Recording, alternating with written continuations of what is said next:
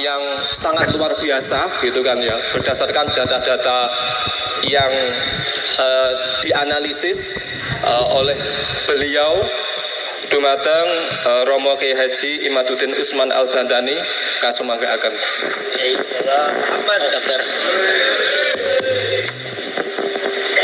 Assalamualaikum warahmatullahi wabarakatuh.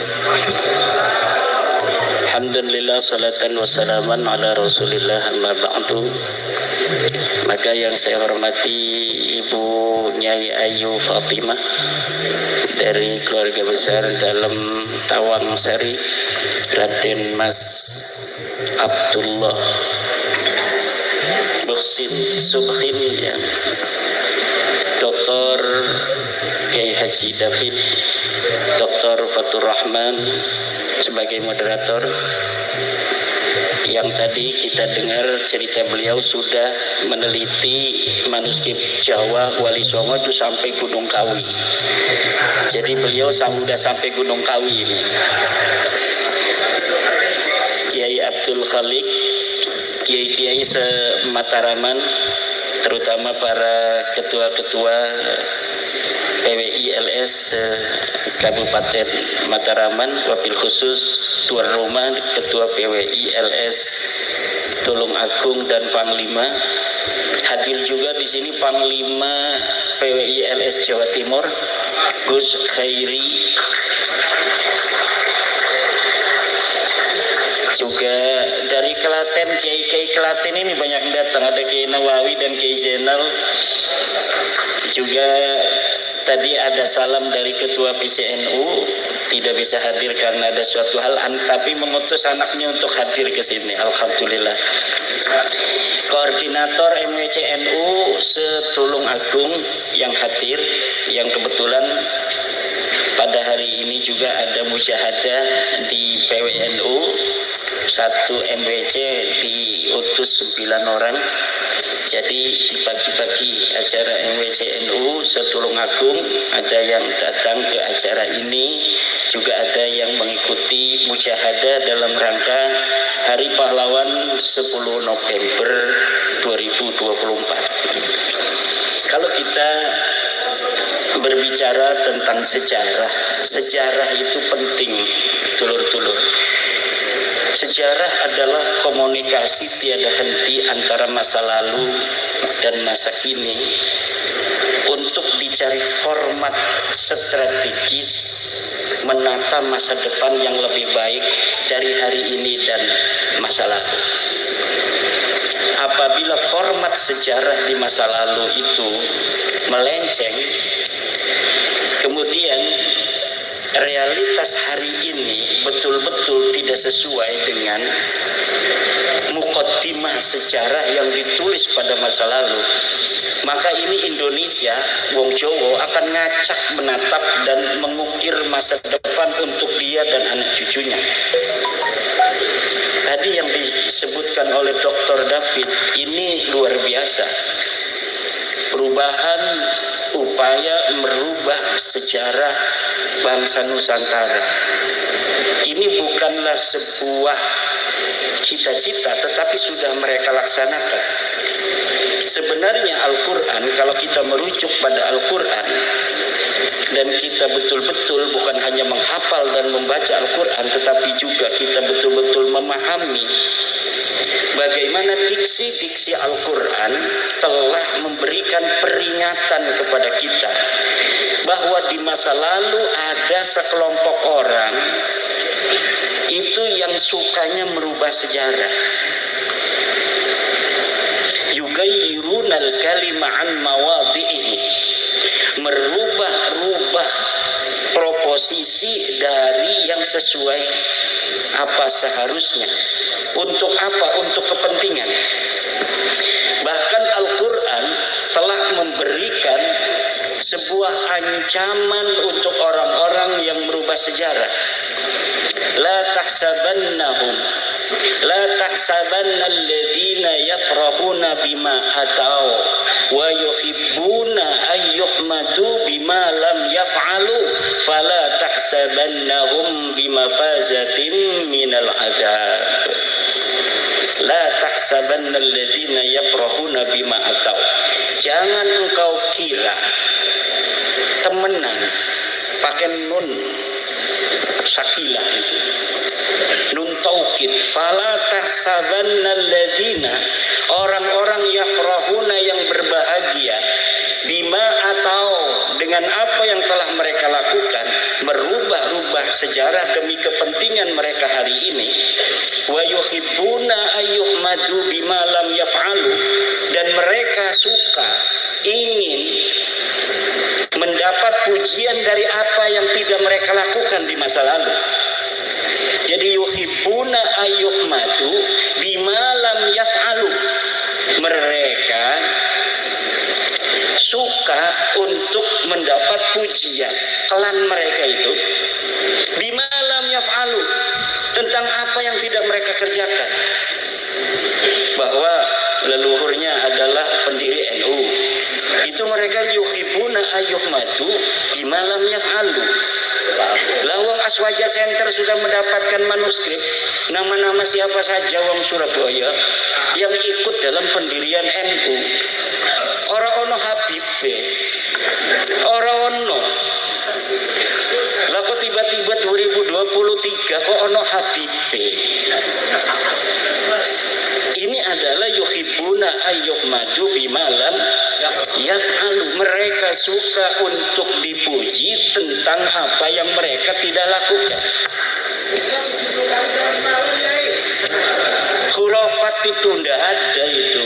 Bahkan kata Hadratus Syekh Hasim Asy'ari, man idda'a annahu urija ila samai kafara. Lihat dalam kitab Risalah Ahlussunnah wal Jamaah, man idda'a annahu urija ila samai kafara. Siapa orang yang mengaku bahwa dirinya mi'raj ke langit, kufur. Juga kalimat yang sama telah diberikan oleh Fudail bin Iyad, kalau tidak salah. Kalimat yang sama seperti Mbah Hasim, bahwa orang yang mengaku mi'raj ke langit itu Qadiyat, ya. Qadiyat mengatakan hal yang sama dengan Mbah Hasim, bahwa orang yang mengaku dirinya itu mi'raj ke langit itu kufur. Apalagi sampai 70, kufurnya 70 kali.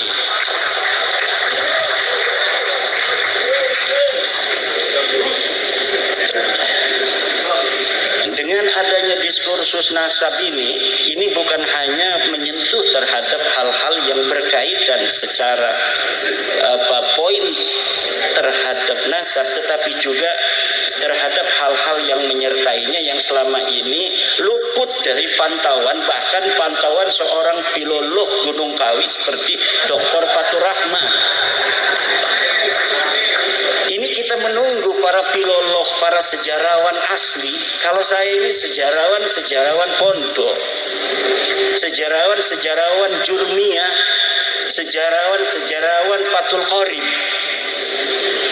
Tapi apapun itu, kita dengan membaca dan kemudian kita mempunyai kecenderungan untuk menyayangi sebuah ilmu pengetahuan, itu kita akan bisa memahaminya. Buktinya ini masyarakat yang ada yang, kalau saya isi sampai S2, ada masyarakat yang tidak sekolah sampai lulus SD juga udah paham bahwa Habib dudu putune Nabi ku sampun paham. Ada yang tidak pakai kajian ilmiah, ada yang gak pakai kitab nasab, cukup dengan hati gitu. Masya Allah. Ada yang lagi dengan akhlak alladzi yadharu minhum, sudah bisa memutuskan. Ada yang kata bapak saya, kata Mbak Mufid itu di Klaten, saya tidak mengikuti katanya Tuan Guru Iman.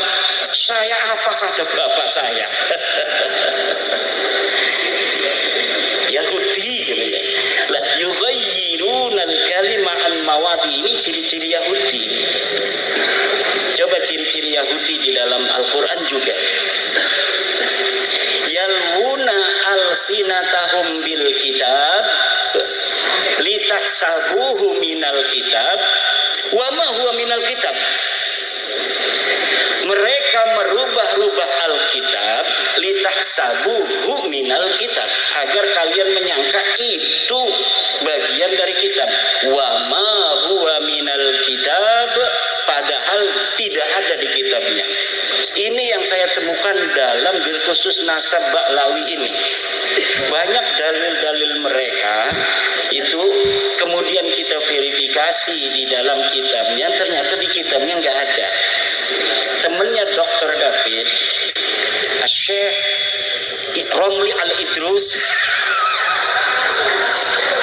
di Aswaja Center Jawa Timur itu pernah berdalil dengan kitab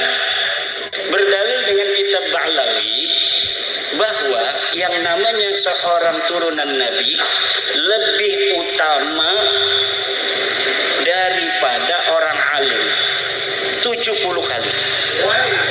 Itu ada di dalam kitab Ba'lawi, dan di dalam kitabnya itu mengatakan, namanya Zain bin Smith, bahwa itu adalah ucapan dari Imam Ibnu Hajar Al-Haytami di dalam kitab Fatawinya. Kemudian saya cross check, huwa minal kitab, apakah dia ada dalam kitab? Ketika saya lihat di dalam kitab Ibnu Hajar, 180%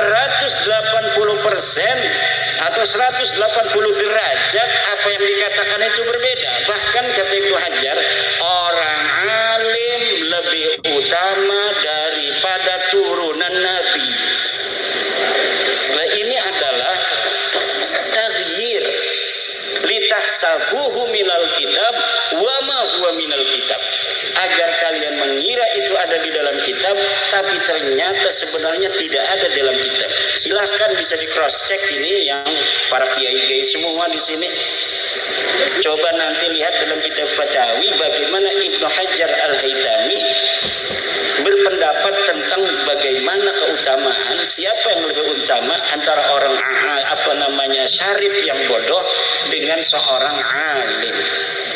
Itu ucapan Ibnu Hajar itu sangat sejalan dengan apa yang dikatakan oleh Syekh Nawawi At-Tanara Al-Bantani, bahwa orang alim walaupun bukan keturunan Nabi, tapi dia yafuqu sittina darajah, lebih tinggi 60 derajat mimma yantasibu ila Rasulillah sallallahu alaihi wasallam, daripada orang yang bernasab kepada Nabi.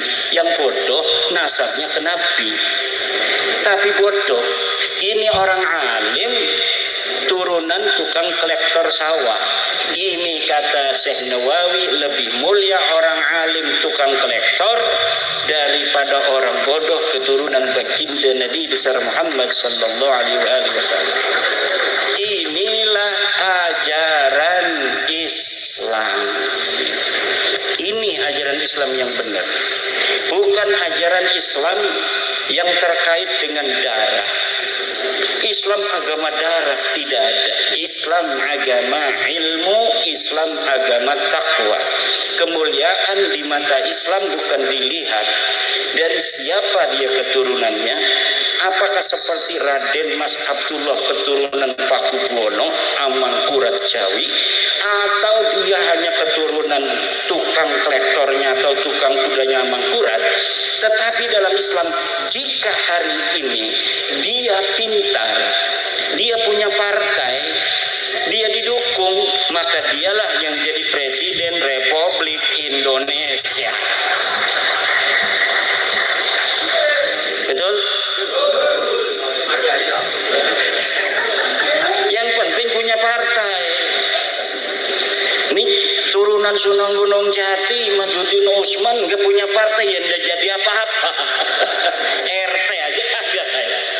Kenapa? Nggak punya partai. Tapi di dalam agama Islam kata Allah, inna akramakum indallahi atqakum. Yang paling mulia di antara kalian adalah orang yang paling bertakwa. Ini ajaran Islam. Bukan ulama. Ulama itu pengawalnya para habaib. Ilmu di mana eta? Ilmu sing ti, kita opo? Halaman piro? Manuskrip opo? bahwa yang namanya ulama pengawal para habaib itu dari mana? Tidak ada dalam ajaran Islam. Siapa orang yang dia berilmu, dia tinggi derajatnya. Al-Quran yang mengatakan yarfa'illahu alladhina amanu minkum walladhina utul ilma darajat. Kenapa lafadznya utuh? Bukan lafadznya adalah orang berilmu di dalam yarfa' itu, karena agar orang berilmu tidak sombong. Kadang-kadang Al-Quran mengatakan ulul ilmi qaimam bil qisti. Itu bukan dalam derajat, tetapi dalam tanggung jawab. Syahidallahu annahu la ilaha illa huwa wal malaikatu wa ulul ilmi. Orang yang punya ilmu, bukan tentang derajat, tapi tentang tanggung jawab. Syahidallahu annahu la ilaha illallah. Tetapi ketika Allah mengatakan tentang derajat seorang berilmu, Allah menggunakan siapnya utuh, agar walaupun kamu tinggi, ingat kamu hanya dikasih ilmu, bukan kamu mempunyai ilmu. Walaupun engkau bekerja keras mendapatkan ilmu, kalau aku tidak kasih, maka engkau tidak akan mendapatkannya. Understand? Siapa kita? Siapa kita? Siapa kita? Nusantara. Nusantara. Nusantara. Nusantara milik kita. Nusantara milik kita. Sejarah Nusantara diambil menang baik.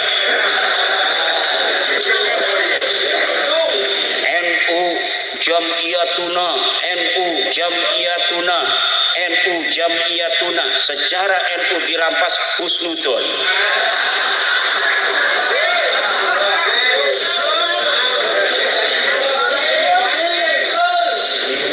Harus jelas. Harus jelas. Kalau kita cinta Nusantara, jaga Nusantara ini, betul? Kalau kita cinta NU, jaga sejarah NU, betul? Wali Songo adalah penyebar agama Islam, dilembagakan oleh Jam'iyatuna Al-Mahbubah. Siapa itu Wali Songo? Orang-orang yang mengajarkan Islam dengan cinta dan kasih sayang. Kenapa kita mengenal adanya langgam Jawa Al-Quran? Karena Wali Songo mengajarkan itu. Di kampung saya masih ada, udah baru meninggal setahun atau 2 tahun yang lalu, imam yang pasti pakai langgam Jawa. Bismillahirrahmanirrahim. Alhamdulillahi rabbil alamin. Ar-Rahmanir-Rahim. Tapi dia enak, saya nggak enak. Enak nggak? Bohong, ini pemalsu sejarah ini.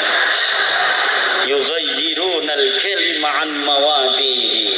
Nggak enak dibilang enak aja karena ewo pakai ewo. Banyak orang yang hari ini kayak bapak-bapak ini ewo pakai ewo, udah nyata-nyata turunan palsu ewo pakai ewo.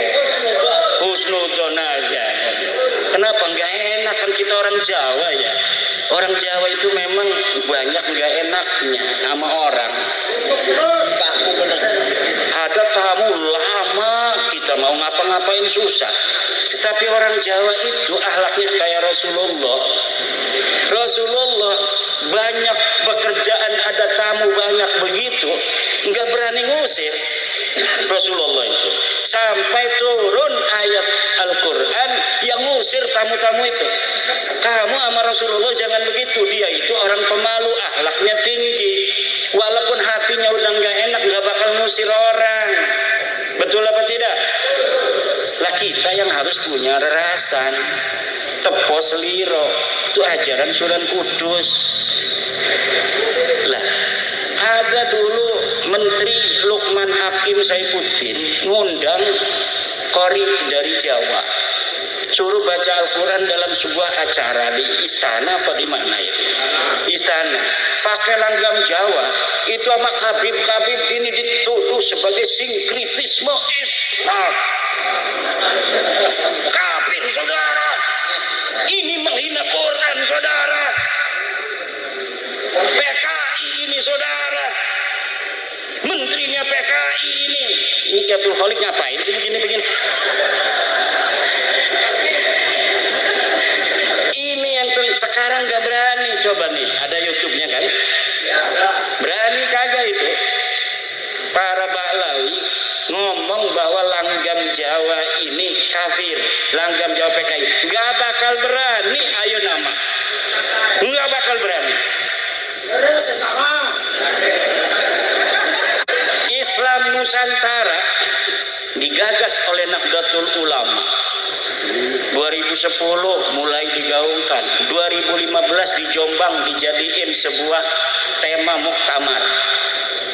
Islam Nusantara dihajar oleh mereka Bahlawi-Bahlawi.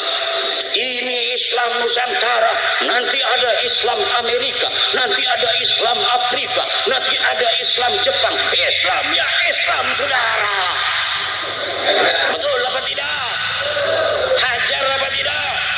Merusak Islam apa tidak PBNU? Merusak saudara. Islam itu rahmatan lil alamin. Islam itu hanya satu saudara. Dulu. Sekarang ada nggak para Bahlawi yang berani nyinggung Islam Nusantara? Semenjak bab nasab ini tidak akan pernah ada.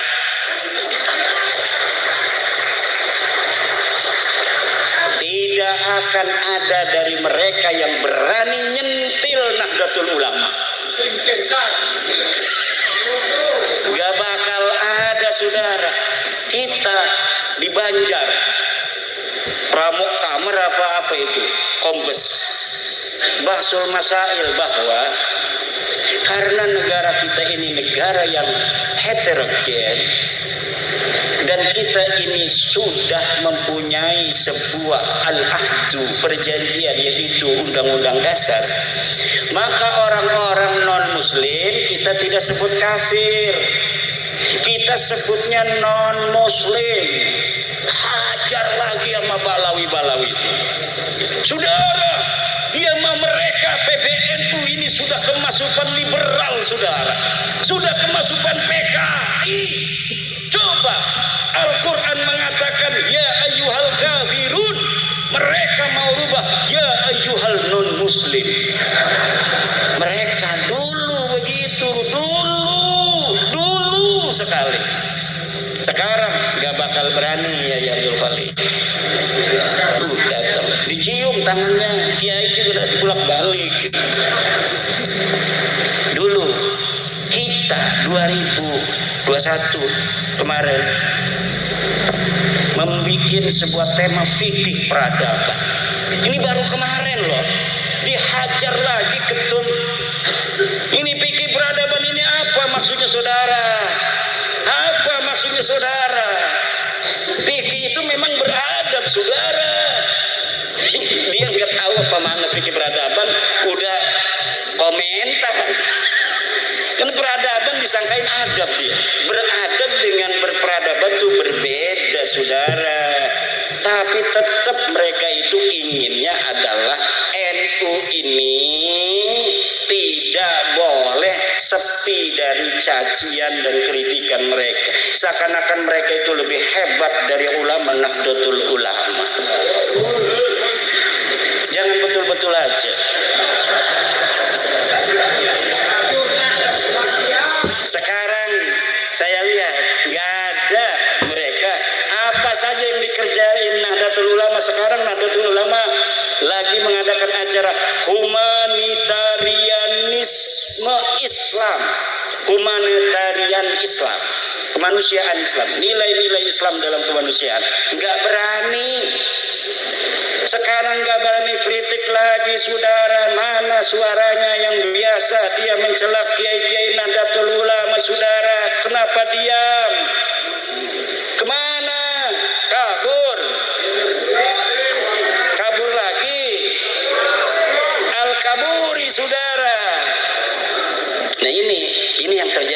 bapak-bapak. Lah kita sudah tahu bahwa alsinah lisan-lisan mereka pada kiai-kiai kita itu begitu. Wa ma tukhfi suduruhum akbar. Apa yang ada di dada mereka lebih besar lagi dari apa yang telah mereka katakan melalui kata-kata. Apa tuh sebelum wa ma tukhfi suduruhum akbar tuh? Apa yang disembunyikan di dada mereka akbar kepada Nahdlatul Ulama. Walakin katsirun minan nasi la ya'lamun. Tapi banyak yang tidak tahu atau pura-pura tidak tahu.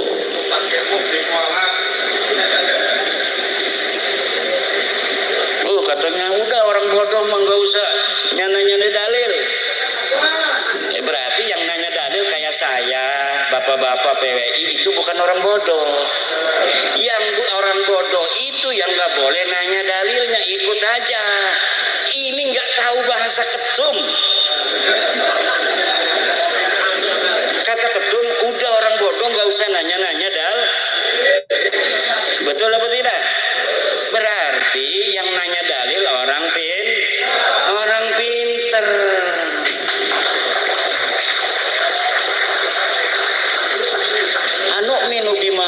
Anu minu kama amana sufaha. Bukan itu maksudnya. Yang tidak boleh nanya dalil itu udah tuh kibin udah ikut aja. Katanya umroh nggak perlu ke Mekah, ke Tarim aja, silakan aja di sana. Kiblatan tardauha hampir aja mau dirubah itu. Coba lihat seorang Balawi ngomong, Allah ketika Nabi Muhammad sallallahu alaihi wasallam menginginkan Ka'bah dipindah, bukan Ka'bah, kiblat dipindah dari Palestina ke Ka'bah, kemudian dijawab kiblatan tardauha, arah yang engkau inginkan. Arah yang kau inginkan itu bukan Ka'bah. Maksudnya kata kayaknya sebenarnya matarim. Tapi enggak ngomong wa ma tukhfi suduruhum akbar. Wa ma tukhfi suduruhum. Di Tarim itu ada makam para sahabat Nabi.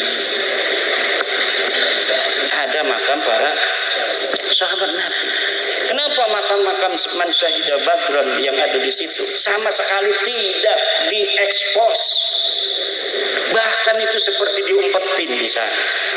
Yang diagung-agungkan siapa orang yang berziarah ke penjarahan ini tidak berziarah pertama kali kepada faqih muqaddam, maka dia tidak akan diberkati.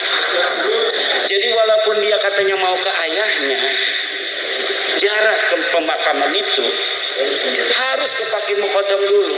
Kalau dia ke makam ayahnya dulu, tidak akan diterima doanya. Padahal di sekitar pemakaman itu ada pemakaman dari zaman dulu, pemakaman para sahabat Nabi. Tapi sama sekali mereka tidak jual.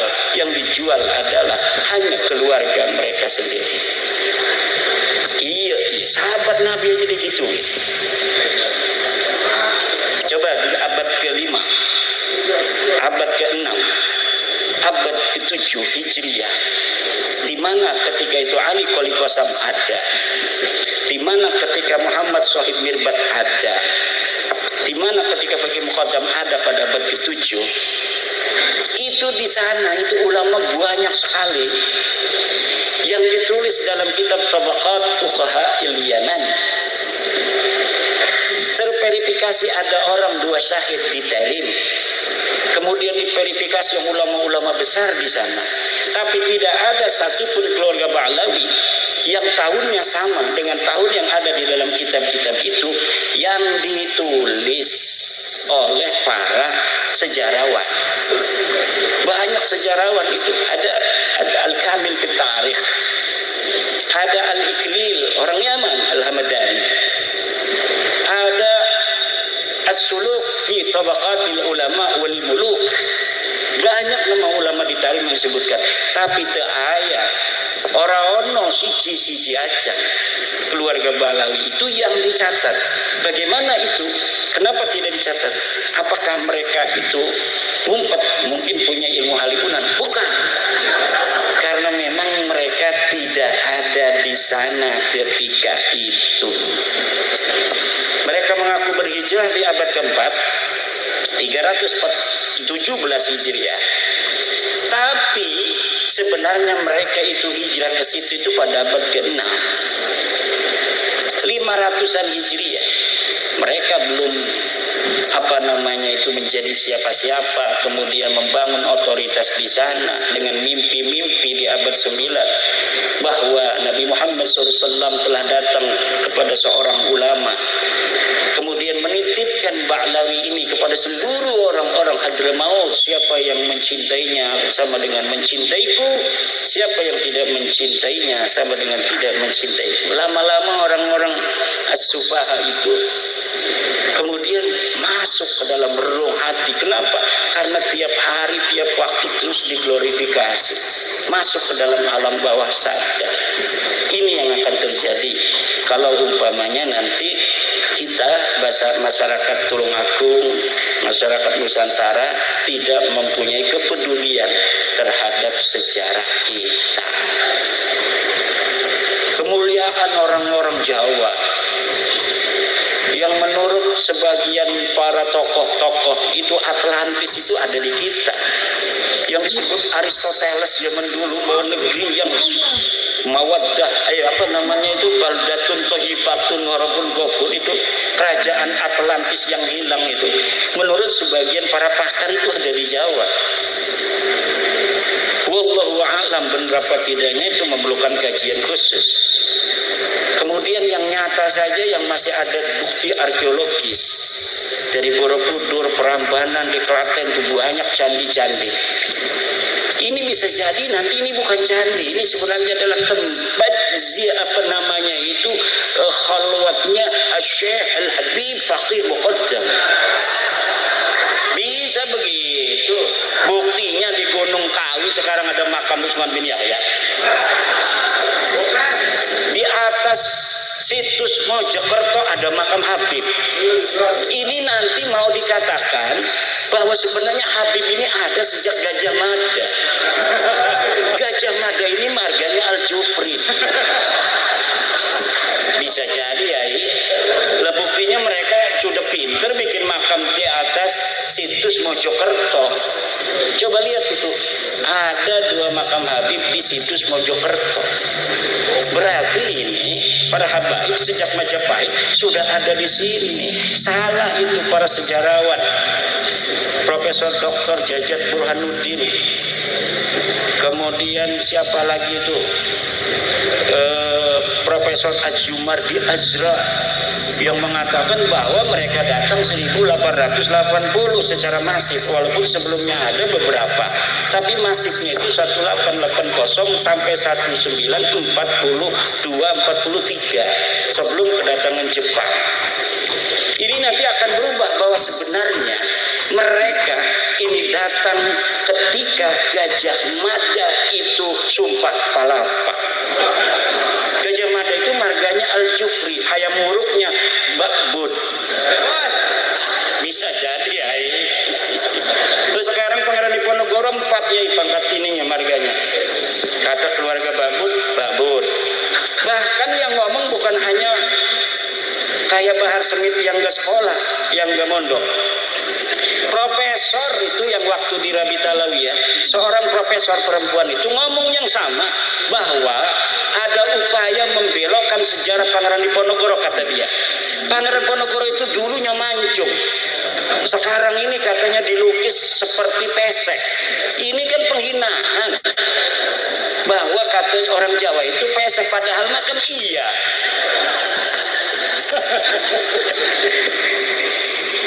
Lah kita, kata saya, ini berarti ini bukan hanya orang-orang bodohnya, sekelas profesor ngomong sama. Saya tadinya nggak terlalu percaya, masa iya sih, masa iya mereka bodoh sekali ngaku-ngakuin Pangeran Ponorogo yang sudah jelas dia adalah turunan Hamengkubuwono, sudah jelas dia adalah orang Jawa asli yang kemudian turun ke gelanggang peperangan untuk mengusir penjajah. Masa iya mereka itu tidak berpikir kalau Pangeran Ponorogo sebagai seorang tokoh itu pasti ditulis kekancingannya, disaksikan oleh orang-orang pada zamannya, kok tiba-tiba jadi bakbut? Kata Bin Yahya, ini Bin Yahya sebenarnya. Jadi mereka juga ada saling saling berebut, saling kompetisi untuk mereka secara keseluruhan Ba'lawi ini menginginkan Ba'lawi di atas segala suku yang ada di Indonesia, tapi di antara mereka sendiri sama-sama Ba'lawi ada kompetisi itu juga agar yang Bin Yahya perannya Bin Yahya lebih hebat, ini yang Bakbut perannya Bakbut lebih hebat, yang Assegaf perannya Assegaf lebih hebat. Ini sepertinya ada itu, dan ini perlu dijawab. Kata Rabita Alawiyah, makam palsu itu tidak ada kaitan dengan Rabita Alawiyah. Kalau tidak ada kaitan begini dong, kan Rabita Alawiyah itu pencatat marga-marga Ba'lawi, silsilahnya dicatat. Kalau ada makam palsu yang diasosiasikan Ba'lawi, terjunin dong oleh Rabita Alawiyah. Coba lihat di sana, siapa itu yang namanya Ba'lawi itu di sana, siapa bin siapa, lalu lihat di Rabita Alawiyah di catatannya ada nggak nama itu. Kalau tidak terverifikasi berarti itu makam palsu, hancurkan. Harusnya begitu Rabita Alawiyah. Zaman itu nggak ada kaitan dengan Rabita Alawiyah, nggak ada kaitan dengan Rabita Alawiyah. Kalau bertanggung jawab kepada marganya Ba'lawi, maka Rabita Alawiyah setiap ada laporan informasi ada makam palsu yang ada nama Ba'lawinya, langsung dia terjuning tim.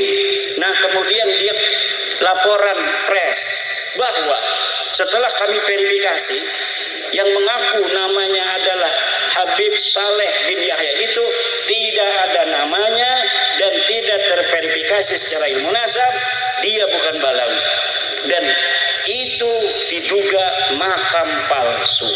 Harusnya begitu membantu masyarakat Nusantara agar sejarah kita murni dan konsekuen sesuai dengan apa yang terjadi di masa lalu, untuk kita jadikan sebagai ibrah di hari ini untuk menatap masa depan yang lebih cerah untuk anak cucu kita di masa yang akan datang.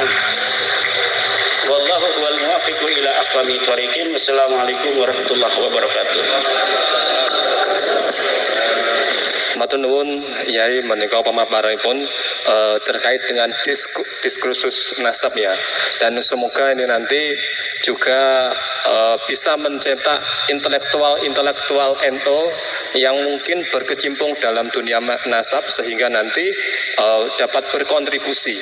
Nah, untuk selanjutnya, karena ini saresehan ya, nah ini saya akan membuka dalam sesi pertama, ini saya akan membuka 3 penanya ya. Kalau ada dari peserta penasaran, silahkan bertanya, nanti sebutkan nama dan utusannya dari mana, monggo mumpung di sini ada pakarnya ya kan, monggo nggih. Setunggal, kalih, 3, sampun 3 nggih. Monggo Bapak sinten mau? Nggih, dari Nganjuk.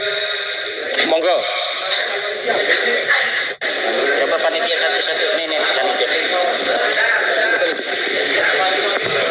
Maju mawon maju.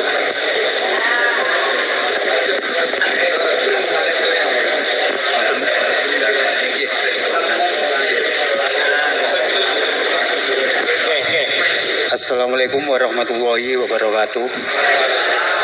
Matur suwun wekdal ingkang dipun parengaken dhateng kula saking PWI Nganjuk. PWI?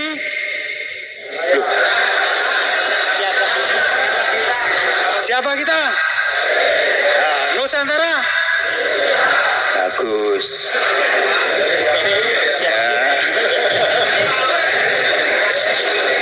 Nyun sewu saderengipun Rama Yai Madudin saya akan bertanya terkait masalah Pangeran Purboyo.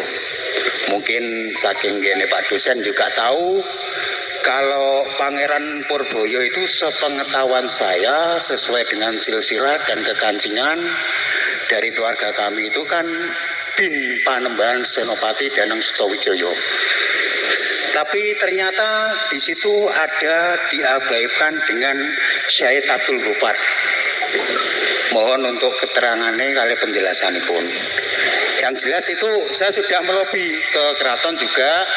Kita juga sudah mengusulkan ini pada Gusti Yudoningrat di Yudonegaran. Kebetulan saya juga ikut dengan beliaunya Gusti Yudoningrat. Gitu. Kalau memang itu salah atau mungkin saya dapat informasi itu yang bikin itu Pak Lutfi dari Pekalongan katanya. Ya, gitu. Ya, jadi nek tamu gak sopan ya tembiling gitu aja. Oke, setuju loh. Nah, gitu. Matur suwun.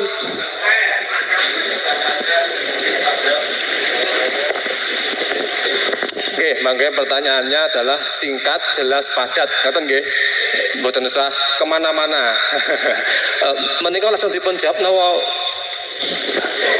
Langsung dijawab.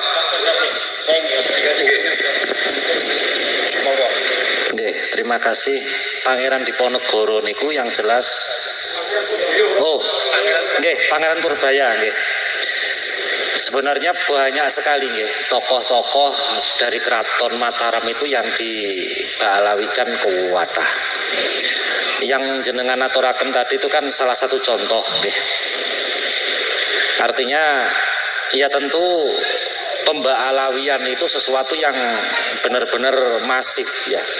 Artinya mereka bukan karena kecelakaan, kesalahan penamaan, pengidentitasan, bukan. Tapi memang sengaja, ya sengaja.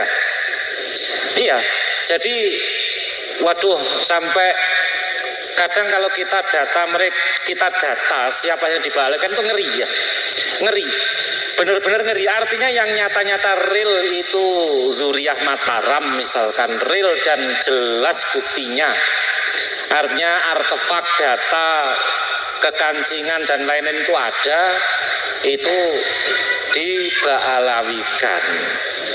Dan ini makanya bagian dari perjuangan kita adalah meluruskan hal-hal seperti ini. Dan memang iya, memang di antara sebagian dari warga NU memang pekewuh ya. Jangankan kok meluruskan, berbicara secara bengok titik menawi rawani ya. Iya. Sehingga sampai bertahun-tahun pembalawian ini berjalan. Nggih, namung ngoten mawon komentar jawaban saking kula nggih. Nggih, saking Rama Yai wonten. Monggo. Nggih. Nggih, menawi mboten wonten menika wau nggih napa niku jawaban saking Yai Fati nggih. Kegayutan kalian Pangeran Purbaya nggih. Menika yang dimakamkan di Wot Galih nggih salah nggih. Nggih di Wot Masjid Patok Negoro Wot Galih. Nggih, belakangnya Adi Sucipto masuk daerah ya Masjid Sultani. Itu berarti daerah Berbah ya. Daerah Berbah Sleman. Saya juga sering ziarah ke sana dengan Pak Yasir Arafah biasanya. Selanjutnya monggo. Wau sinten? Nggih, monggo.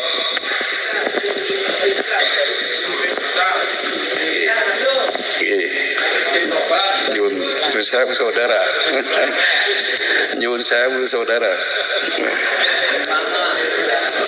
Sedikit saja saudara.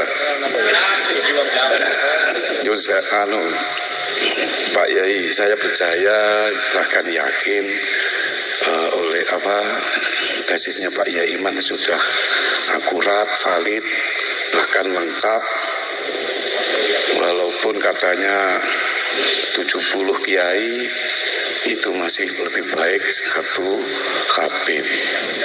Padahal melawan satu kiai Iman saja dunia maya sudah kewalahan. Saya itu heran, Pak Dul Kabib Mbah Ngalawi ini makhluk apa ya? Kalau nabi, wali bukan, malaikat bukan, ifrit bukan, tapi bisa mundur-mandir keluar masuk ke surga. Nah ini, apakah ini tidak menyesatkan? Superman juga bukan, malampir bukan. Ini kalau tidak dijelaskan kan kasihan anak-anak santri. Mondok lama kalau tidak berusaha Habib, neraka. Waduh, ya percuma kalau mondok. Nah, yang kedua, saya mohon ini langsung aja dilaporkan ke pihak yang berwajib. Kalau hanya debat kusir di dunia maya tidak ada laporan, pihak yang berwajib tidak mau menindaklanjuti. Kalau sudah ditindaklanjuti itu kalau sudah ada laporan gitu ya. Apalagi sudah legal, pasukannya PWI juga banyak, sudah kompak. Mohon cepat dilaporkan pada pihak yang berwajib. Sekian, terima kasih. Wassalamualaikum warahmatullahi wabarakatuh.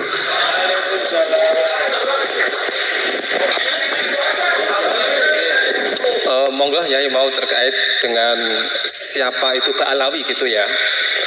Monggo Yai.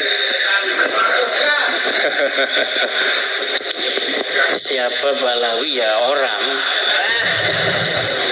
orang yang terverifikasi sebagai orang mulai abad ke-9 Hijriah. Itu sudah banyak kitabnya itu. Mulai abad 9 mereka menulis kitab. Bukan hanya menulis kitab tentang tasawuf yang ajaran-ajaran mereka yang seperti sekarang ini, yang sering dibicarakan oleh penceramah-penceramah mereka, itu sudah ada di abad 9. Dalam kitab Al-Burqa Al-Musiqa tentang mimpi-mimpi, doktrin-doktrin untuk mengambil otoritas Hadramaut, itu juga dengan apa yang mereka lakukan hari ini. Kemudian di abad 9 juga mereka membangun makam-makam yang diatribusikan sebagai leluhurnya itu, yang orangnya nggak ada itu. Bikin makamnya Ahmad bin Isa, bikin makamnya Ubaid, bikin makamnya Alwi, bikin makamnya Muhammad, bikin makamnya Alwi II, bikin makamnya Ali Qosam, bikin makamnya Sohib Mirbat. Itu di abad 9 semua. Tidak ada itu di Mirbat, misalnya 653 Hijriah itu orang dimakamkan ada di Difar, di Mirbat. Itu tidak ada di dalam kitab. Kitab yang menjelaskan tentang orang-orang yang ada di Difar itu sudah ada. Al-Kamil fit Tarikh, Ibnu Athir sudah mencatat. Imam Al-Qala'i yang hidup semasa dengan Sohib Mirbat. Tapi Sohib Mirbat itu yang katanya guru dari Imam Qala'i tidak disebutkan, tetapi Imam Al-Qala'i disebutkan. Di dalam Al-Kamil fit Tarikh disebutkan, di dalam kitab As-Suluk fi Tabaqatil Ulama wal Muluk disebutkan. Dia sebagai pembawa Madzhab Syafi'i di Mirbat itu Imam Al-Qala'i itu disebutkan. Dan tidak disebutkan dia punya guru namanya Muhammad Sohib Mirbat.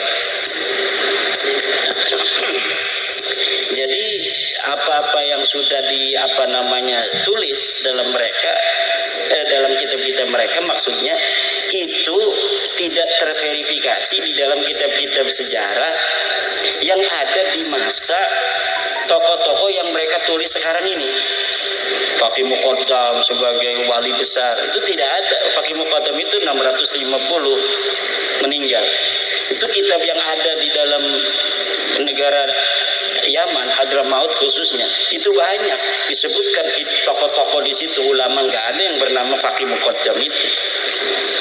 Kalau Syekh Abdul Qadir Jailani, makanya kenapa dari dulu orang Jawa itu ajaran thariqah Syekh Abdul Qadir Jailani begitu itu dapat diterima dan mengakar, karena memang sosoknya jelas. Beliau wafat itu sama dengan beda 5 tahun dengan Muhammad Sohib Mirbat.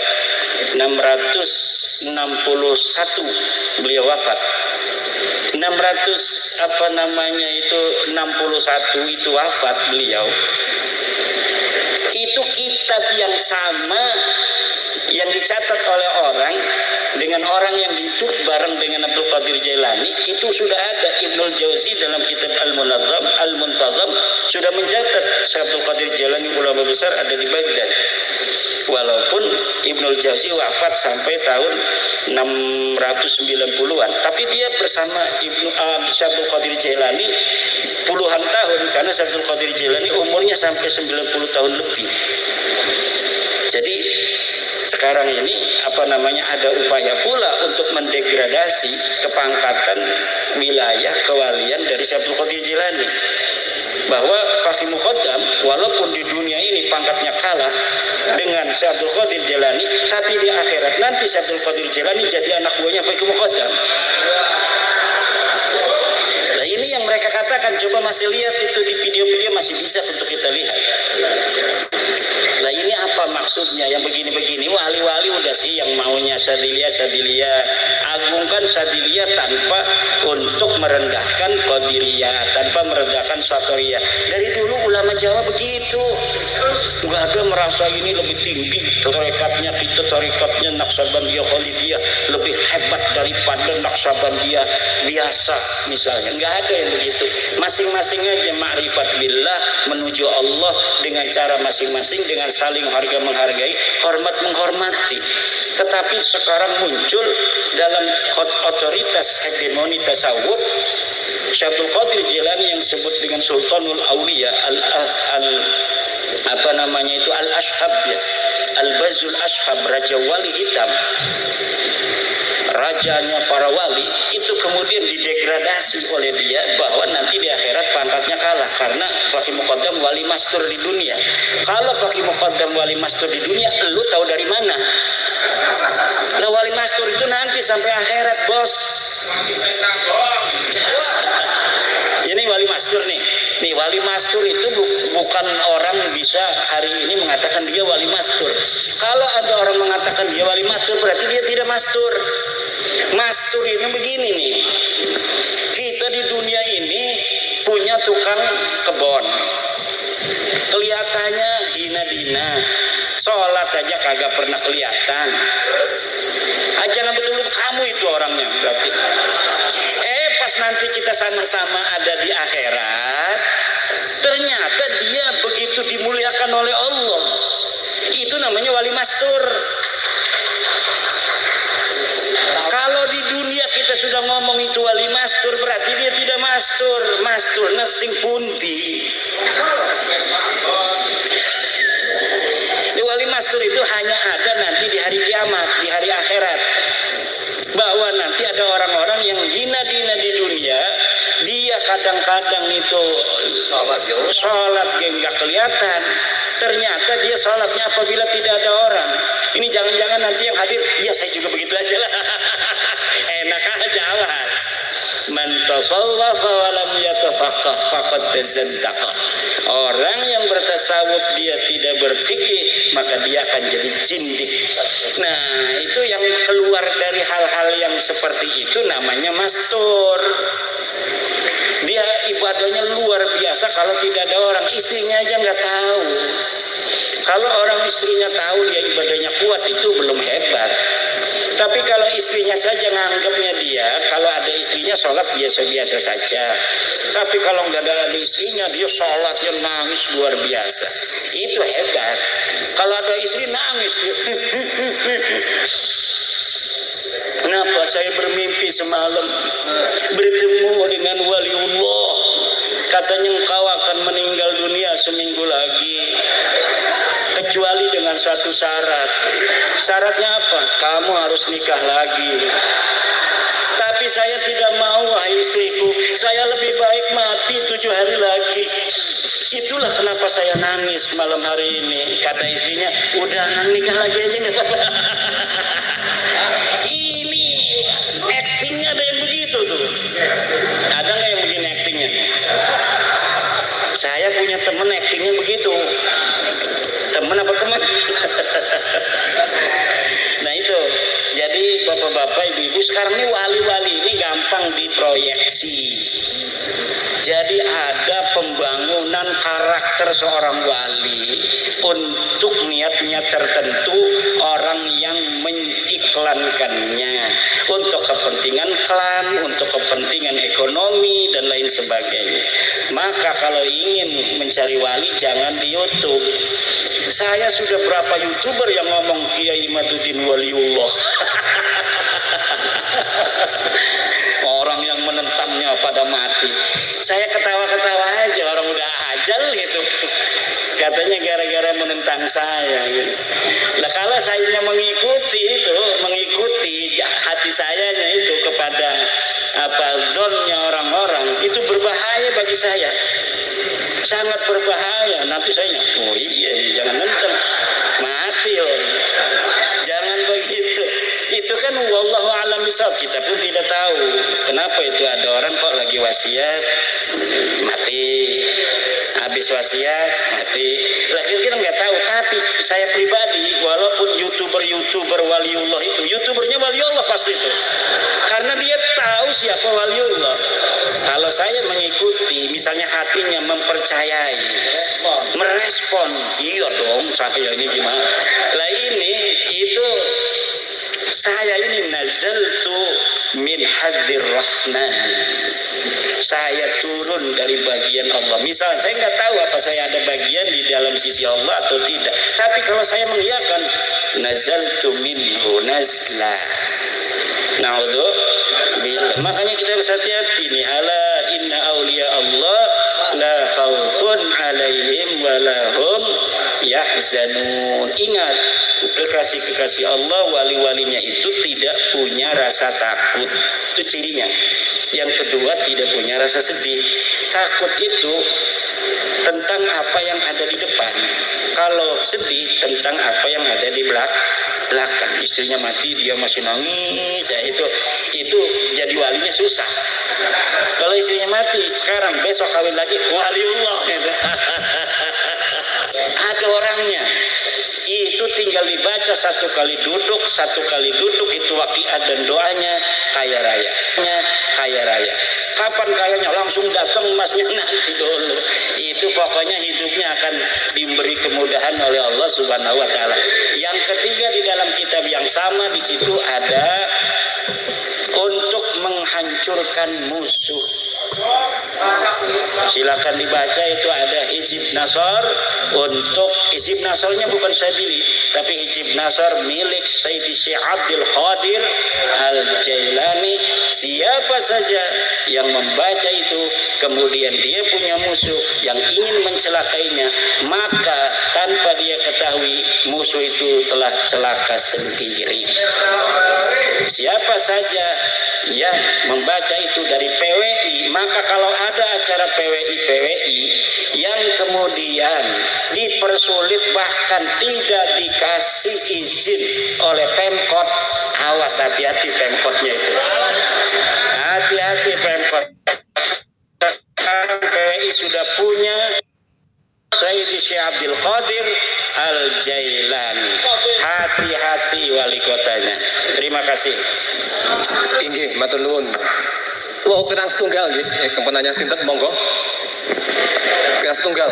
Untuk sesi pertama, ya karena ini waktunya sudah jam 4, kita batasi cuma satu sesi 3 orang.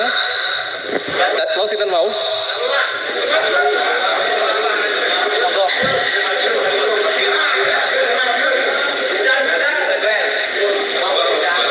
Monggo.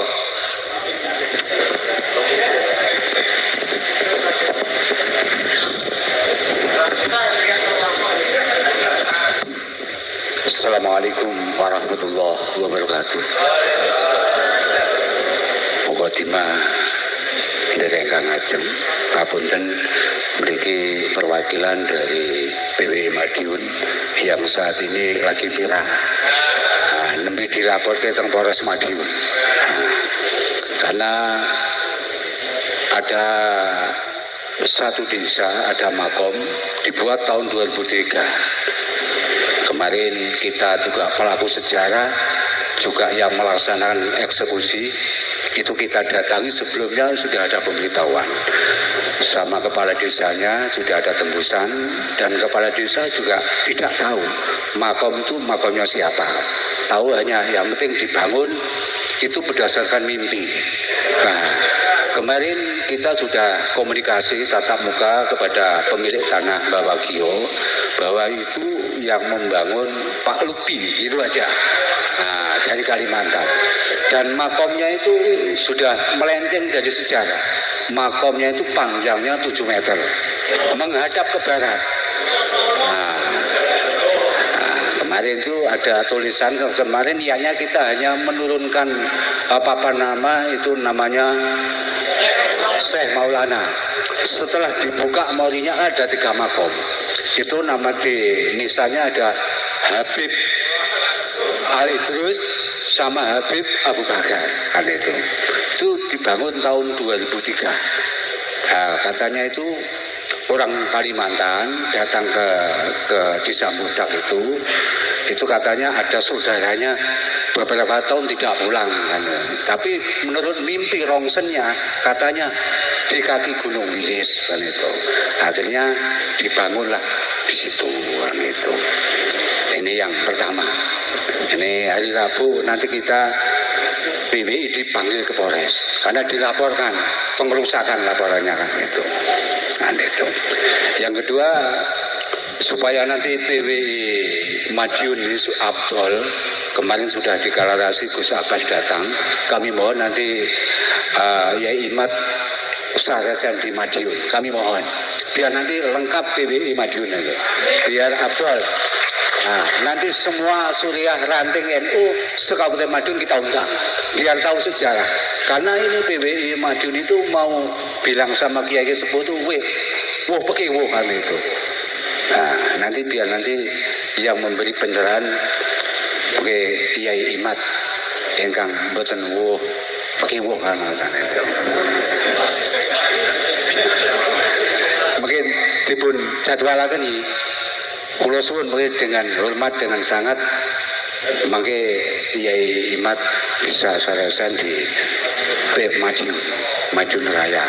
Kemarin waktu deklarasi viral itu Gus Abbas kemarin yang ngawal pasukan trail dari mulai tol sampai ke lokasi ada pasukan trail yang ngawal itu. Nah, semangat.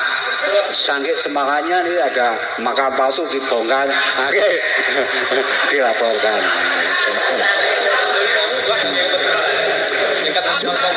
Cuma kita juga prihatin saat ini karena kita di sini nanti kalau memang makam-makam nanti sudah betul-betul terjadi, nanti dibikin kitab.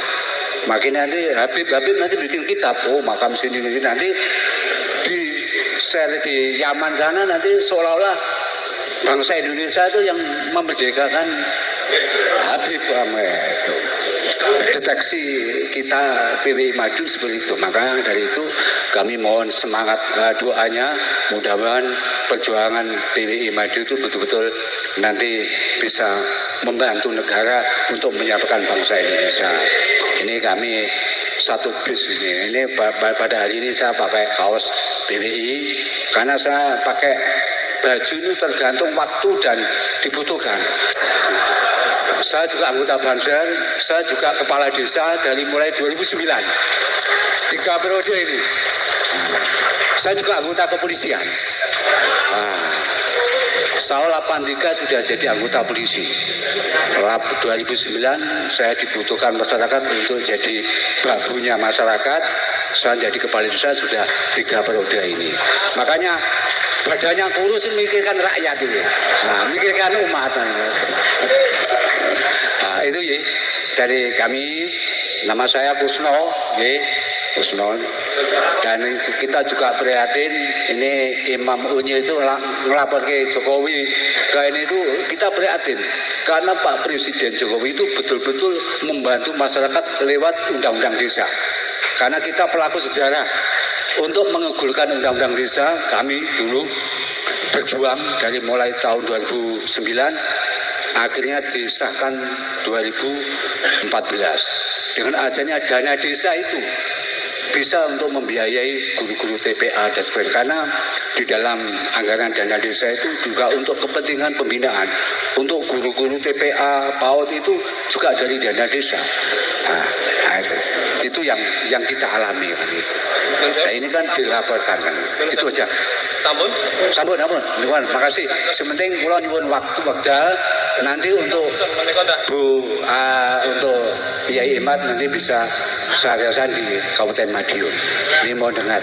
Setuju ya? Nah, makasih. Assalamualaikum warahmatullahi wabarakatuh. Madiun itu memang PWI yang baru dilantik yang langsung action dan beraksi untuk masyarakat. Luar biasa, malam dilantik, makam semadiun hilang semua itu, makam palsu. Dia tidak tahu kalau ada undang-undang tidak boleh menghancurkan batu nisan. Tapi nanti jawabnya gampang itu Pak Kades. Jawabnya kan undang-undang itu yang tidak boleh itu menghancurkan batu nisan asli. Kalau ini makamnya makam palsu, Pak. Udah insya Allah Pak Hakim juga ngerti. Yo, yang viral itu ya katanya Kiai Maduddin ya. Ya udah bebas katanya. Nanti begitu insya Allah. Saya sih berharapnya polisi kan sebelum dinaikkan kemana-mana ini harus cerdas. Oh yang begini ini polisi kan udah tahu juga. Oh banyak makam-makam palsu bahaya buat anak cucu saya kan begitu. Karena apa yang dilakukan PWI itu bukan hanya untuk PWI dan anak cucunya, tapi untuk seluruh bangsa Indonesia dan anak cucu bangsa Indonesia, termasuk anak cucu para polisi sendiri. Negara ini negara kita, tanah ini tanah kita, air ini air kita. Kita jaga sebagaimana leluhur kita mewariskan kepada kita hari ini dengan sejarahnya, dengan perjuangannya. Kita jaga sejarah mereka untuk kita wariskan kepada keturunan kita, bahwa leluhur kamu KRT Sumodiningrat untuk membela tanah ini berani mati melawan Inggris, bahwa dulu Sultan Agung untuk tanah Nusantara ini mengirim pasukan ke Jakarta mengusir Portugis. Itu yang akan kita wariskan, superioritas patriotik yang ada di dalam diri jiwa orang-orang tua kita, kita warisi hari ini dan kemudian kita wariskan kepada generasi-generasi kita di masa yang akan datang. Tapi menurut seorang ahli antropolog, kalau kita ingin menjajah sebuah bangsa, nggak usah pakai senjata, rubah aja sejarah mereka, maka pada generasi yang kedua, bangsawan-bangsawan mereka, keturunan para pejuang akan menjadi kambing. Pada generasi yang ketiga, semuanya akan menjadi bebek. Kalau sekarang, mereka ini sekarang merubah, masih ada gaya-gaya para pendekar-pendekar yang tahu sejarah sesungguhnya. Mereka paling mencatat, mereka paling mempersiapkan. Tapi ketika lama-kelamaan dikaji oleh filolog, nyari-nyari kitab manuskrip, padahal manuskrip palsu. Wah ini nih lumayan, ada sejarah baru yang tidak ada.